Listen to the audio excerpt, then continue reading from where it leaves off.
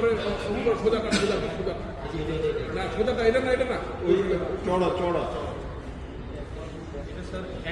না না না ওইটা এখন এই নিচের দেখেন তো শরীরটা কত নিচে একদম নিচে হ্যাঁ হ্যাঁ হ্যাঁ হ্যাঁ কত ইঞ্চি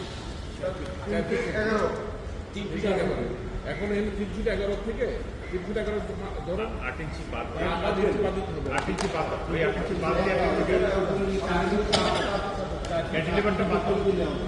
ক্যান্টিলিভারটা বাদ এটা 8 ইঞ্চি কমাই দেন 8 ইঞ্চি কমাই দেন বুঝছি টোটাল কত 4 ফিট 7 ওই ওখানেই চলে আসে। 3